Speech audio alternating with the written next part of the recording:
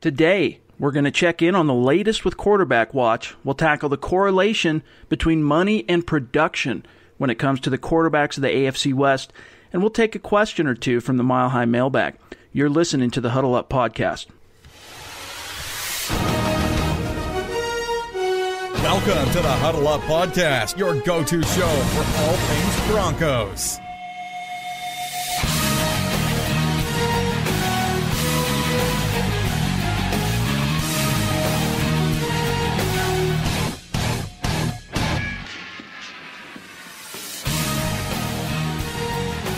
Welcome in, everybody, to the Huddle Up Podcast, presented by Mile High Huddle. It's time to drop some knowledge and have a little fun while we're at it.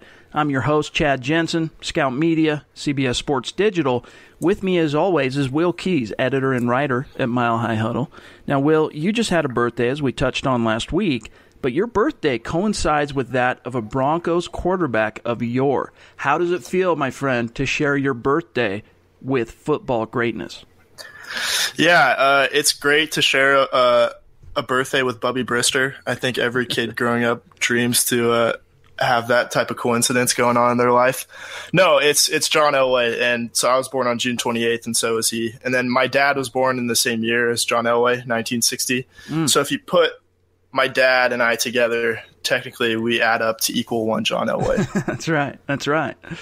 Well, we have a lot to talk about today, but first, we want to say thank you to today's sponsor, Audible. Get a free audiobook download and a 30-day free trial at audibletrial.com/huddleup. Over 180,000 different titles to choose from for your iPhone, Android, Kindle, or MP3 player. Again, that's audibletrial.com/huddleup. For those of you who listen to the show each and every week, you know I'm a big believer in this service, this app. I listen to it and utilize it just about every day, whether it's on my commutes or if I'm, puttering around the house, in the yard, in the kitchen, whatever it might be. It allows me to consume the books I'm interested in without sitting down and actually having to physically turn the pages. Now, I'm a big voracious reader, and so this really helps, but even if you're not, Audible is a great way to consume those books in a way that is efficient and you can fit it into your life. So go to audibletrial.com/huddleup. It's also a great way to support the show. Now, we're here to give you a deep dive on your favorite team, the Denver Broncos, and we need your help. We can't grow the show without you. Every week, Will and I ask you to rate the show on iTunes and Stitcher, and there's a big reason for it. We touched on this a little bit last week, but I want to remind you, iTunes and Stitcher, they have algorithms, and they're based on users not only downloading and listening to the show, but also rating and commenting. And for those of you who have taken our calls to action to heart, I give you props. It's much appreciated, helps us out tremendously. But to every listener, if you haven't done it yet, just take a second. Rate the show on Stitcher if you're an Android user, and on iTunes, of course, if you're Apple. Follow the show on Twitter at HuddleUpPod. Also, make sure you're following at Mile High Huddle. Take a second, too, if you're on Facebook, which who isn't nowadays, and like the Mile High Huddle page. We're knee-deep, of course, in the dead time on the NFL calendar, but Will and myself, along with Nick Kendall and Carl Dummler, we're not resting on our laurels. We're going to keep bringing you compelling Broncos content until training camp kicks off on July 27th, and you're not going to want to miss a single episode. Now, let's dive right in to Quarterback Watch. Now, yesterday, Mike Renner of Pro Football Focus tweeted out an interesting statistic regarding one Trevor Siemian from last year. He said, quote, Trevor Siemian took only 4 sacks on 167 blitzed dropbacks, narrowly edging out Tom Brady. Crazy considering the offensive line. Close quote. Now, it is an unbelievable stat. It's hard to kind of wrap the brain around, but a very knowledgeable listener made an interesting comment on Twitter at Dylan Z. The West, pointed out that it would be illuminating to at least know the stats within the stat. For example, how many times did Siemian connect on those blitzes he avoided? How many times did he throw it away? What was his completion percentage? What was his touchdown to interception ratio? So having not charted each and every snap, it's hard for, Will and I don't have the answers there other than just looking at his core stat line from the season. And we can get into that angle, but Will, it's an impressive signature stat from PFF. And if Trevor Siemian wins the open competition at quarterback, it's an encouraging one at that. Yeah, I think Dylan makes a good point when he brings up, what actually happened on those plays when he was blitzed. Of course, unless it's an interception, in incompletion, whatever, a short pass, it's pretty much all a better option than getting sacked, which he only did 4 times. But I think for Trevor Siemian, it shows a couple of things that are pretty encouraging. First of all, it shows that he's got some pre-snap intelligence, because in order to beat the blitz, you have to know where it's coming from. And then after that, you have to see through the disguises that the defenses are putting on. And then post-snap, you have to quickly find that hot read after the ball is snapped and the guys are literally just coming at you and getting in your face. Right. And you've got a 250-pound man trying to pile drive you into the ground. So it takes a little bit of toughness as well. That's a good point. But another thing I wanted to bring up, and it's not all on the quarterback. It's not all Trevor Siemian's fault, or it's not all credit to Trevor Siemian. Blitzes aren't just the lineman's responsibility, and it's not all the quarterback's responsibility. The running backs have a big responsibility staying in and picking up blitzes, recognizing where the blitz is coming from, and actually putting a hat on those guys. Yep. And so do the tight ends when the quarterback makes a change at the line and calls a max protection. So I think it's also a credit to guys like C.J. Anderson, Devontae Booker, Justin Forsett, a veteran who they brought in at the end of last season, then guys like Virgil Green, who's really an exceptional blocker, Jeff Hireman, all those guys.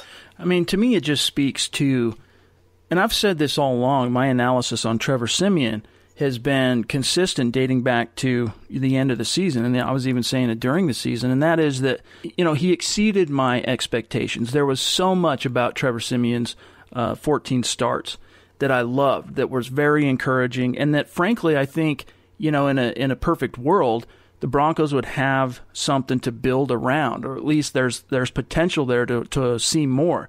He has an opportunity to really build on what he put in place last year if he can win this competition. And my whole thing about Paxton Lynch is, it's not that I'm a Paxton Lynch homer.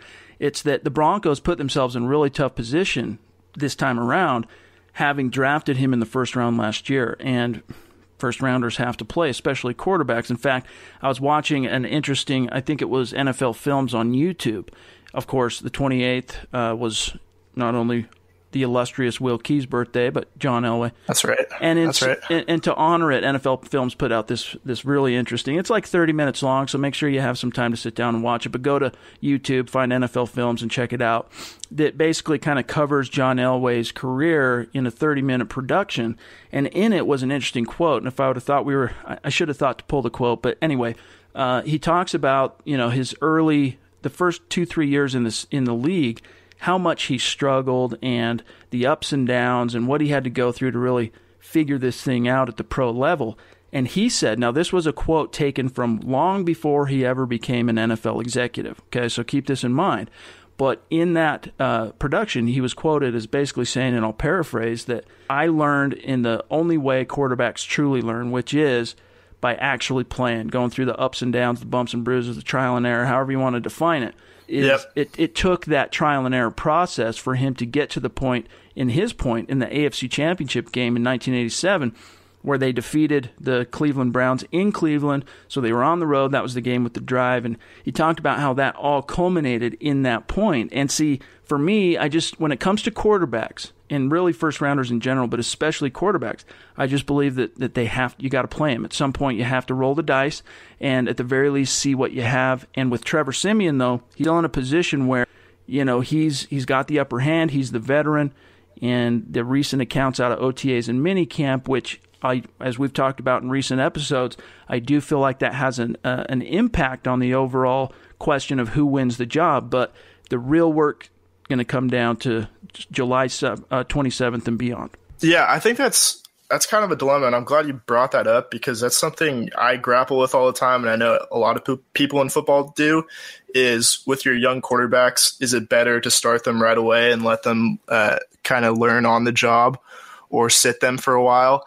And I think the John Elway situation had football minds thinking that, well, this is the one tried and true way to do it, right, is to put them out there and let them, take their hits, kind of just feel their way through it, lose games for a while, and then, eventually they'll break through in year 3 or year 4. But then in the mid-2000s, Aaron Rodgers came along and they sat him for, what was it? 3 years. 3 years under Brett Favre. and he comes out and he doesn't win a lot of games in 2008, but statistically he looks really good. He passes the eyeball test, everything. And then he hasn't, I don't think he's missed the playoffs since 2009. So obviously he didn't take long to figure out how to actually follow through and win games. But that's kind of put us at a crossroads because, there's still that back and forth. Like, we don't know what to do. And then that question came up with Brock Osweiler, and he looked good for a while. I was like, well, now we got to draft guys and let them sit under the incumbent quarterback for, 4 years sometimes, which that's not always plausible because you have to sign a guy at the end of 4 years if they're not a first-round pick. And we're going to see that with Pat Mahomes eventually because people assume that he's going to sit for a year or two under Alex Smith. So it's a question that has baffled football guys for a long time, and I don't know if we'll ever have an answer. Yeah, and the bottom line is that, it is a competition, and in order for the Denver Broncos to name Paxton Lynch the starter, he has to earn it. He has to go out and literally wrest it away from Trevor Siemian. And, he's shown some encouraging signs, and good for him, but we've yet to see him actually have that defining moment where he takes control and puts Trevor Siemian in the rear view. So we'll see how it shakes out this coming summer. Now, we're going to talk about which AFC West teams got the most bang for their buck at quarterback last year. But first, let me talk to you about being a Mile High Huddle Premium member. Each and every week, we save our most analytical content for our premium members, including this article Will wrote this week we're going to talk about here in just a minute.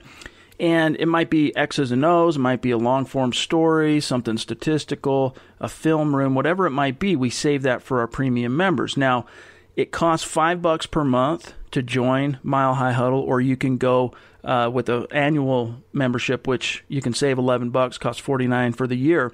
From there, you get access to all our premium content, including our members-only message boards. And as a site, though, we give back to you. As a member, you get benefits such as 10% off on all sporting tickets, including the Denver Broncos, through Ticket Monster, as well as 10% off on Broncos team merchandise through Fanatics. And I've had a lot of members and even people, friends and families of mine, friends and family members of mine, save a lot of money through that discount with Fanatics as a fan, whether it's jerseys, hats, beanies, whatever it might be.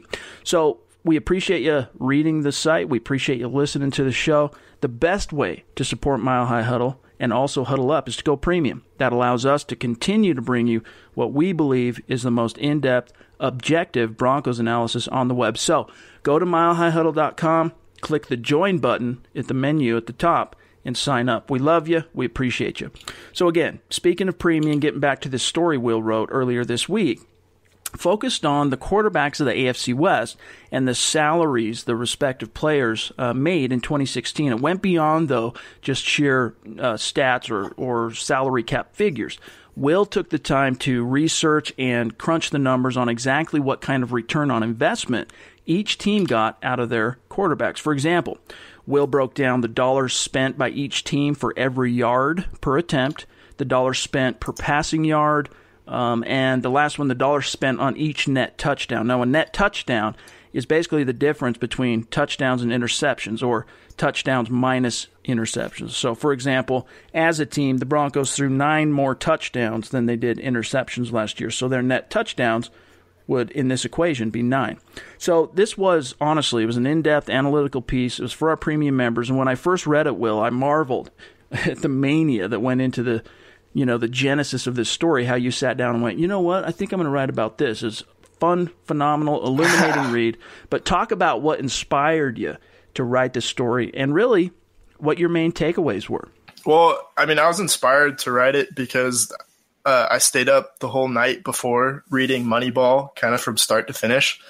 And so I think one of the big takeaways from Moneyball is, what do you do with the constraints on your franchise financially? And that's not just sports, that's all of life. But if you wanted to put it into a football lens, then I was thinking, what's one of the big things that separates the Broncos from the rest of the AFC West, especially now that Derek Carr signed, and it's that they don't spend any money on their quarterbacks. Obviously, Trevor Siemian was a 7th-round pick. He makes about, I don't know, a third, I think, of what Paxton Lynch makes as a first-round pick. Right. And that'll only get bigger until Siemian signs, if he does sign again. But, one of my big takeaways is it begs the question, at what point does allocating too much cap space to one position become a detriment to your team? And the quarterback position is like no other position in sports. It's far and away the most crucial and valuable position. But you have to think, is there a cap on how much you should spend on it? And so I kind of wanted to get into that. And what we kind of took away from that piece is that, the Raiders found themselves in a really unique position that not a lot of teams get to, which is they had a young quarterback who was really coming into his prime at the right time, making next to no money relatively. It's kind of like the Seahawks in 2013 when they won the Super Bowl. And so I wanted to compare them to the Broncos, who are paying their quarterbacks even less, not by a lot, and then the Chiefs and the Chargers, who both paid their quarterbacks a lot more than the Broncos and the Raiders did. So I think, what I took away kind of to conclude that is you have to pay your quarterback a certain amount at some point because you need experience at the position, and the Raiders weren't going to get away with that forever, and neither will the Broncos if they stick with one guy. I don't know if they're going to pay him as much as Derek Carr, but you have to take advantage of your window, and the Raiders didn't quite do it. Hopefully the Broncos can get around to that next year, and hopefully they can identify a clear starter that they're going to commit to. But at the same time, it's not all about saving money. You have to use that remainder wisely.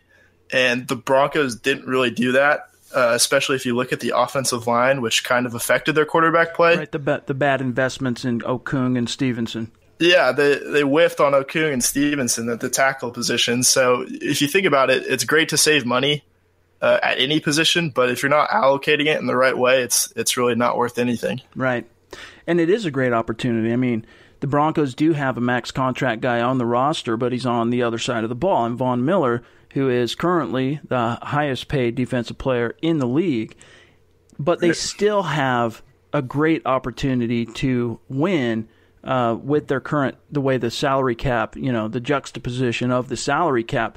Paxton Lynch, Trevor Siemian, compared to Derek Carr, compared to Phillip Rivers, and compared to Alex Smith are making peanuts. So the Broncos, you look at their roster across the board, it's balanced as it comes. You can compare it to any team in the league, take away the quarterback position, and it's hard to find a team anywhere in any division in this league that you could say is deeper than the Denver Broncos as a whole. You might look at different position groups and you might be able to find some exceptions there, but that's how, John Elway has been able to capitalize on that. But what's even more interesting to me, Will, is when the Broncos did have a max contract guy on the roster in Peyton Manning, the Broncos still managed to not only maintain their competitive state of the team, but go deep into the playoffs, go to 2 Super Bowls because of how well that general manager did in terms of getting personnel, whether it was through the draft or free agency. But one question I have for you, and this was something, too, that a few readers brought up on social media after we published the story. Did you find any particular correlation between, the teams who were financially efficient at quarterback and making it to the playoffs? That's a good question. And I think if we just look at the AFC West in 2016, that's a really small sample size, although I think it did factor into the Raiders going 12-4 after not making the playoffs in 13 years. But if you want to look around the rest of the NFL and you want to, use 2 guys who are a really good example of this, who basically make the playoffs every year and have done so since 2008 was the last time they both didn't make the playoffs, and that's Aaron Rodgers and Tom Brady. Aaron Rodgers makes more than Tom Brady, but he still doesn't make as much money as Andrew Luck, Joe Flacco, Kirk Cousins does, right. It's kind of mind-boggling, but that just kind of goes to show how weird the quarterback market is in the NFL. And then, we were talking about this before the show, but Tom Brady makes a significantly less amount of money than he's worth, definitely than he would be on the open market, which he'll never get to. Yeah. But he's usually from year to year about 10th to 15th in terms of overall cap hit to his team, which is a huge asset to the Patriots. If you have a guy who's, if you want to think of him as 1A or 1B to Aaron Rodgers in terms of overall quality and value, and he's making, a middling contract compared to the rest of his quarterbacks, that gives you the ability to re-sign a lot of players. Julian Edelman, a lot of guys on defense. They got rid of Jamie Collins, but they're able to get a deal with Malcolm Butler and those guys. But that doesn't happen very often, and that's a huge asset to those teams, and I think that's why they make the playoffs every year. Yeah, but you do have to have that quarterback who is willing to take a step back financially in order for his team to remain competitive. And we saw Peyton Manning do that in 2015. The Broncos asked him to take a pay cut. He was scheduled to make $19 million, took that pay cut to $15 million, so he forewent $4 million. But the Broncos, the stick they offer, or the carrot, I should say, rather than the stick, they offered in return was 2 separate escalating bonuses, which basically, as long as if he went all the way and won the Super Bowl, he'd make all that money back, and he did just that. But that type of a sacrifice allowed the Broncos to do and make a couple of small personnel moves that ended up paying big dividends. For example, Evan Mathis, right before the season started, ended up, even though he had some injury problems throughout the season, without him leading the way as a blocker at left guard, he finished as the team's leading run blocker in 2015. And so without him paving the way, would the Broncos have been able to run the ball like they were finally able to down the stretch and into the playoffs? You look at Owen Daniels, what he was able to contribute. They ended up just cutting him after the Super Bowl. So that step backward financially ultimately paid dividends for the Broncos and allowed them to actually win the Super Bowl. So Tom Brady, what he's doing, maybe he's a smart one. As you say, his wife's making a ton of money, so it's not like he's losing too much sleep. I think the Brady family is going to be just A-okay. Yeah, and to your point, we saw John Elway do it when the Broncos won their first Super Bowl in 1997. It allowed, John Elway took a haircut, as he likes to call it, and that helped them sign Neil Smith from the Chiefs and then Howard Griffith from the Panthers, which led to Terrell Davis's success, and that's something everybody attributes to the success at the end of Elway's career. So I think he saw it firsthand, and he understands that he understands how much of an asset it is to pay guys less than what they're worth, especially at that premier of a position. And, but the thing is, you have to have a guy that's good. And if you don't, it doesn't really mean anything. But if you do put those two things together and have a guy who is worth a lot and somehow you convince him to take less than he's worth, that's where you're really in the right spot. That's the sweet spot. But, hey, this year the Broncos do have an opportunity to make some hay while the sun is shining. 2 very underpaid quarterbacks relative to the market. If they can, one of them can, raise the ship, raise all boats, they have the depth of roster to really make some noise in the AFC. So we'll see how it shakes out. Now, tomorrow, one thing interesting, we're tracking this Thursday night, this episode. Tomorrow, which is Friday, June 30th, Amazon is releasing their second season of the NFL film series All or Nothing, a documentary-style production, kind of a look at one team's season, basically from start to finish. So whereas the Hard Knocks that's been going on at HBO for more than a decade really just has 4 episodes that focuses on training camp and then the preseason, All or Nothing follows the team throughout the entire season. And the first one, of course, last year was on the 2015 Arizona Cardinals, who went far but ultimately lost in, wasn't it the championship game to the Carolina Panthers? But this year, we're stuck with the Los Angeles Rams. Now, assuming we'd all prefer to see our own favorite team in the Rams' place, which season? Here's my question for you, Will. Dating back as far as you want. Maybe it's the Tebow season. Maybe it's 2015 Super Bowl 50 season. What season of Broncos football would you like to see chronicled on an All or Nothing? Right. So I'm gonna exclude, just for the sake of debate, the Super Bowl 50 season, just because I think we'd all want to see that and how it pays off in the end. But this might be kind of a weird answer, but it's personal to me. I would say the 2006 season, because that was the first year that I really started watching the Broncos.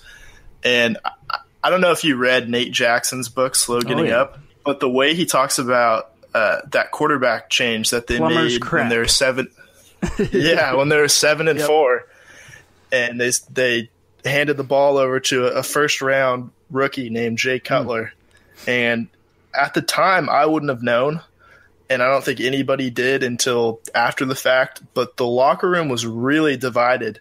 And eventually, it's what led to Mike Shanahan's demise a couple of years later. I kind of want to go back and see how guys responded to that, how Jake Plummer responded to that, because he was one of the most, you've talked to him, he's one of the most interesting personalities to play quarterback in a long time, I think. And so I'd kind of like to go back and see how that, changed the Broncos' fortune from a team that looked like they were destined to go deep into the playoffs into a team that, didn't even make the playoffs at all at the end of the season. I think I was, 26, 27 years old or something when that season, I was well steeped in football and in the Denver Broncos. I could not fathom how Mike Shanahan could justify benching Jake Plummer with the team sitting at 7-4, still in first place in the AFC West. I remind everybody to go with Jay Cutler. And there's, if you read Nate Jackson's book, which I've thought about trying to get him on the show, or even at the very least, it's kind of old news. When the book first came out, he did a lot of media, and that probably would have been the best time to try and get him on the show. But I've even thought about possibly trying to figure out, structure a podcast that would be compelling, in a way to kind of review the salient points of the book, but especially that would be awesome. And maybe we could work on that at some point. But as you point out, that one chapter, in fact, it's entitled Plummer's Crack, is seriously, you can't, if you're a Broncos fan or even a fan of football, you cannot put that book down. Once I started, I couldn't put it down. And it's especially so good. He's a phenomenal writer in and of himself. His struggle, his story of, I believe if I recall right, being undrafted, going to San Francisco with Bill Walsh. Menlo College. Yep. And then, finding his way eventually to Denver, and then what happened after that. But it's just a phenomenal read. But getting back to the question, what season, it's interesting you bring that up. I having not really thought about it, I would love to see that chronicled from the inside. But just for the sake of parody here, I would like to see, it would have been interesting to see a behind-the-scenes view of the 2011 Denver Broncos, the Tim Tebow mania, the magical season, however you want to categorize it, the most improbable string of Broncos wins. I think it was 7 in a row, and just how that team went from the doldrums to all of a sudden, it turned everything around. And we've talked about this briefly on past episodes of the show, but without that Tebow season, and listen, just a quick sidebar, I recognize I'm not a Tebow fanboy. I recognize his shortcomings as a quarterback, but I'll give Tim this. Without that season that brought the Broncos from the doldrums of the AFC back into the, not only like contention, if you want to call it that, in the AFC, going to the playoffs, winning a game and all that, but back into the public eye and the media storm and the scrutiny that now fell on Denver. Without that whirlwind season, thanks in large part to Tim Tebow, Peyton Manning, I don't think, signs it with the Denver Broncos. Maybe he would. Who knows? It's a question for the ages. But I think that, let me put it this way, I think that season really laid the foundation for Peyton Manning coming to Denver. It helped him to kind of imagine where this team could go. John Elway, of course, lubed the deal, closed it down, and that played a huge role, of course, in him making the jump to Denver. But without that season, well, I have a hard time seeing Peyton Manning coming to the Mile High City. Would have made a lot of sense for him to go elsewhere, but he ended up coming to Denver. And I remember when the Broncos first popped up on his radar, nobody in the media, especially in the national media, thought Denver was an option because he was perceived as such an indoor quarterback that nobody in their right minds could fathom the idea that he would want to come play in a NFL city that has snow, plays 8 games outdoors guaranteed each and every year, but he ended up coming to Denver. I think it turned out pretty well for Peyton Manning. But I think you do make a good point about Tim Tebow. And before they put Tebow in, I think what were they, like 1-5, 1-4 with Kyle Orton? Yeah, 1-4. And they look like they're on track to be as bad or even worse than the team that they were in 2010.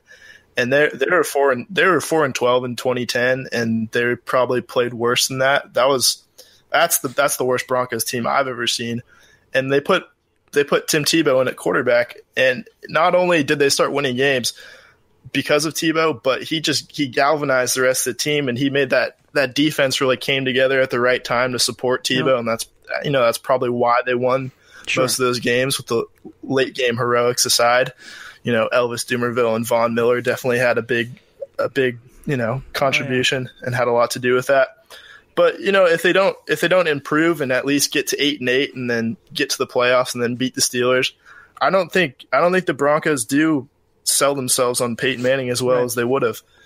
I think he goes to maybe Tennessee or Houston instead. Yes, sir. And as you say, worked out great for Peyton, worked out great for the Broncos. Poor Timmy. Timmy's the only one on the outside looking in, but hey, at least he's still got baseball. He'll be a New York Met. He's he just got promoted to high A. So I think the Mets aren't doing too well. I think a September call-up is coming up his way. So get ready to see Tim Tebow on Sunday Night Baseball. It's that time of the week when we open up the Mile High Mailbag, take a listener question or two, and Will and I are happy to serve as your football priest. We offer you absolution from the football gods, but first you have to unburden yourselves of the burning Broncos questions in your hearts. Hit us up on Twitter. You can also hit us up on the premium forums at milehighhuddle.com, and we will answer your questions, address your concerns at least once a week. We got two we're going to address today. The first one comes from Jacob Smith, friend of the show. His question, Will, is this. At this point in the offseason, what's the expectation of this team? It's Super Bowl for Elway and the fans. What say you? Now, my answer, Jacob, is, there's always going to be high expectations built into this team, both internally and externally. But with all the talent the Broncos have on the roster, basically a year and some change removed from winning it all, anything but, at the very least, a postseason berth, I think, would be a disappointment. But this is one of those questions for me, Will, where until we have some clarity at quarterback, it's hard for me to answer. Even knowing if it's going to be Siemian or Lynch affects my viewpoint of how I see this shaking out, how the schedule might unfold. But what's your answer for Jacob? Yeah, Jacob's expectation is Super Bowl, and I think that's been modest. I think we should look for 19-0 at the very least. If we can, play a couple more exhibition games and somehow make that like 21-0, I would say that. If they win all the preseason games, I mean, you can just start stacking. Yeah, we should just add that to the record, and then maybe play on Wednesdays too. Well, no, but really, I would expect for them to compete for a wild card spot. I don't know. It doesn't really help anybody to say they're definitely a wild card team or they're definitely 10-6 because who knows in June, July, so many things are going to change, so many injuries are going to happen. So who knows? But I think we can estimate vaguely where they're going to be, and I think they're one of the teams.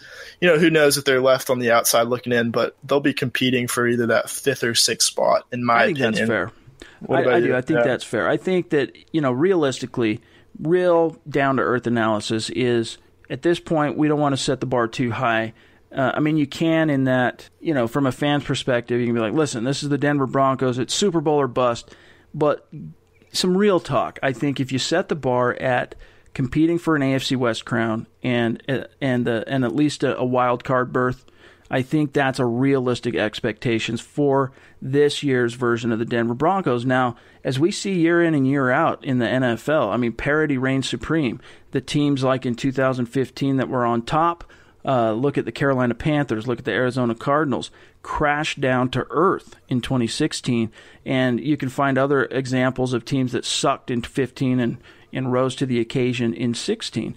So you never know how a season is going to shake out. The Denver Broncos, depending on how things work out with the quarterback, could come right out of the gates and, who knows, light it up because you have this new offense that has a history replete with consistent offensive production. You have the defense in place. There is a lot of potential there, but you have to temper them because of the inexperience at quarterback, because of a first-year head coach and all that. Yeah, and there's a couple things that the Broncos' success is contingent on, and one of that is a rookie playing left tackle. And then, you can even look at the other tackle spot in Menelik Watson, who's an injury concern pretty much every year. So there's so many things that have to break right. And we just don't know if that's going to happen. So if you're going to say Garrett Bowles is a Pro Bowler in year number 1, then I would say, maybe count on them being a playoff team, something like that. But, that's a roll of the dice. You can't really say. We don't know. Now, another question from Mile High Maniac, at Mile High Maniac, is, quote, does John Elway have a problem with alcohol? I don't understand why it keeps happening publicly. I love the Duke, but it's unprofessional. Now, for those who missed it, John Elway was caught drunk outside a restaurant in L.A., I believe it was last week. Now, our friend Brandon Perna made a very funny video on it. Go check it out on his YouTube channel. That's Good Broncos. That's Good Sports.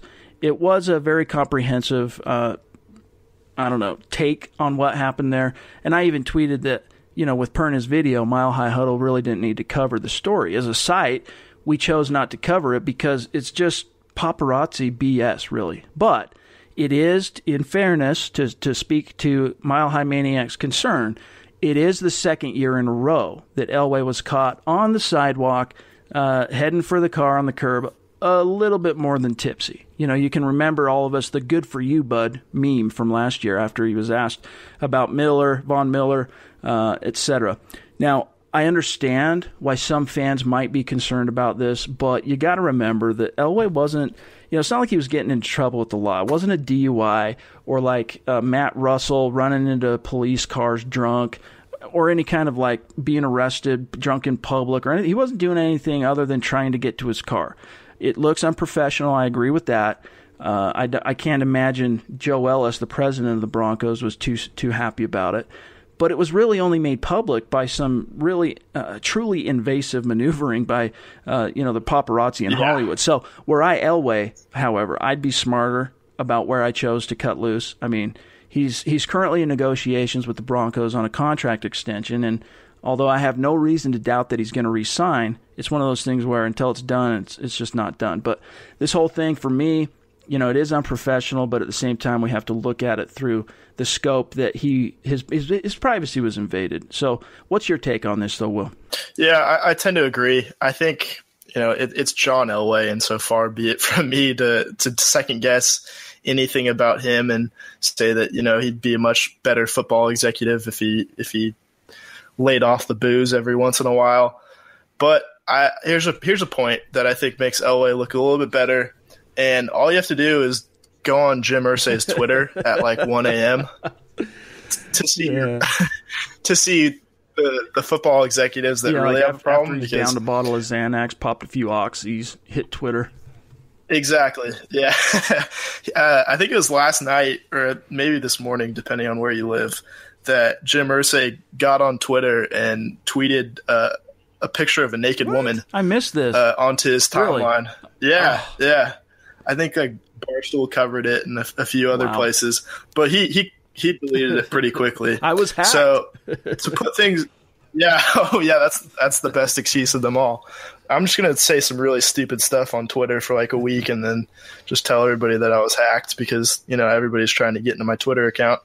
But we just have to put things in perspective. So John Elway is enjoying a nice dinner, having a few drinks. There's nothing illegal about that. That's just John Elway being John Elway. He likes to cut loose every now and then. Yep. I don't blame him. Yeah, if it was Jim Irsay, I think that'd be a different story because I think that's a guy that actually does have a problem, all jokes aside. So I think we have it pretty good with John Elway. And to bring up that TMZ point, I think that's a pretty good point too. They're pretty invasive. And if I had TMZ trying to ambush me around the corner every time I had a drink, I'd probably say something worse than good for you, bud. So all things considered, I think he handles it pretty well. Hey, that's all the time we have for today's show. Next week, we're going to resume our AFC West breakdown. We're going to pick it back up with the Kansas City Chiefs and dive deep into the state of that AFC West franchise. Again, make sure you're following the show on Twitter at HuddleUpPod. You can follow Will in the Twitterverse at WillKeys6, myself at Chad and Jensen. Again, tweet us your questions, and we'll try to address your concerns on the show as often as we can. And don't forget to subscribe, y'all. For Will, I'm Chad. We'll talk to you soon. Good for you, bud. Mile High Huddle.